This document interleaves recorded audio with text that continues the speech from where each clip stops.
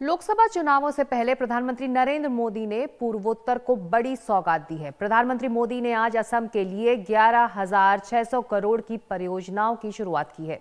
इसमें कामाख्या देवी कॉरिडोर भी शामिल है। इस मौके पर पीएम मोदी ने कामाख्या कॉरिडोर को पर्यटन का प्रवेश द्वार करार दिया।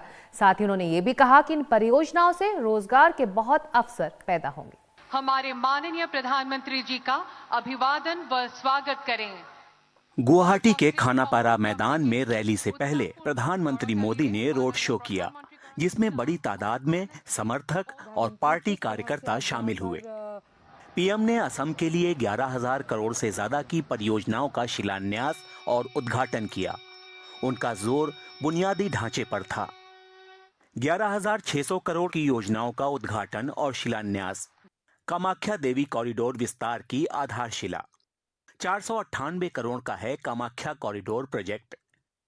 कामाख्या कॉरिडोर पूरा होने से हर मौसम में श्रद्धालुओं को सुविधा मिलेगी। गुवाहाटी मेडिकल कॉलेज के नवीनीकरण के लिए 3,250 करोड़ रुपए, 297 करोड़ रुपए का यूनिटी मॉल, जिसमें सभी राज्यों के उत्पादों का प्रदर्शन होगा। 43 सड़कों को स्तरीय बनाने के लिए 3,444 करोड़ रुपए। गुवाहाटी में एलजीबी इंटरनेशनल एयरपोर्ट तक सड़क चौड़ीकरण के लिए 358 करोड़। नेहरू स्टेडियम को फीफा स्टैंडर्ड फुटबॉल स्टेडियम में अपग्रेड करने के लिए 832 करोड़ रुपए। पीएम की इस रैली में 5,000 लखपति दीदियां भी शामिल हुईं। अयोध्या में भव्य आयोजन के बाद मैं अब यहां मां कामाख्या के द्वार पर आया हूं। आज मुझे यहां मां कामाख्या दिव्य लोक परियोजना का शिलान्यास करने का सौभाग्य प्राप्त हुआ।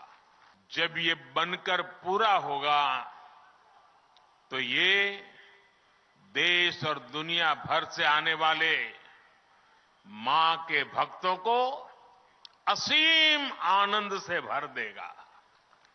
भाजपा की डबल इंजन सरकार ने विकास और विरासत को अपनी नीति का हिस्सा बनाया है। प्रधानमंत्री मोदी ने लोकसभा चुनावों को लेकर भी अपनी बात रखी। आज पूरा देश कह रहा है कि मोदी की गारंटी यानी गारंटी पूरा होने की गारंटी। मैंने गरीबों को, महिलाओं को, युवा और किसान को मूल सुविधा देने की गारंटी दी है। आज इनमें से अधिकतर गारंटियां पूरी हो रही है। अब बिजली का बिल भी जीरो करने के लिए हम आगे बढ़ रहे हैं।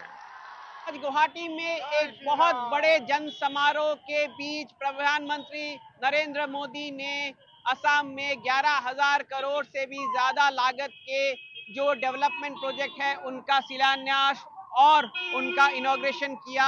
और इसके साथ साथ उन्होंने ये भी कहा कि मोदी की जो गारंटी होती है वो हमेशा रखी जाती है। एक तरह से आने वाले लोकसभा चुनाव के लिए एक नींव रखी है बीजेपी के लिए प्रधानमंत्री ने। और उन्होंने ये भी कहा है कि आगे चल के देश में जो बिजली की बिल है उसमें घटौती करने के लिए रूफटॉप सोलर पावर प्रोजेक्ट के ऊपर राज्य सरकार और केंद्र सरकार ध्यान देगी। ये जब आप आके असम में बोला था जब बीजेपी आएगा तो विदेशी जाएगा, वो अभी तो क्या हुआ?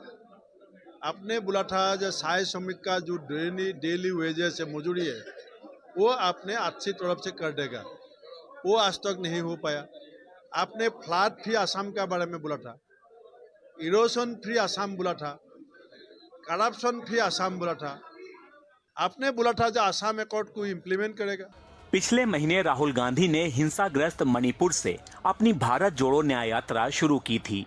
नागालैंड, अरुणाचल और मेघालय को छूते हुए उनकी यात्रा असम तक पहुंची थी, जहां यात्रा विवादों में घिर गई थी। नियमों को तोड़ने के लिए राहुल गांधी और दूसरे कांग्रेस नेताओं के खिलाफ मुकदमे भी दर्ज हुए थे। पहले राहुल गांधी की यात्रा और उसके बाद अमित शाह का असम दौरा और अब पीएम मोदी का यहां आना।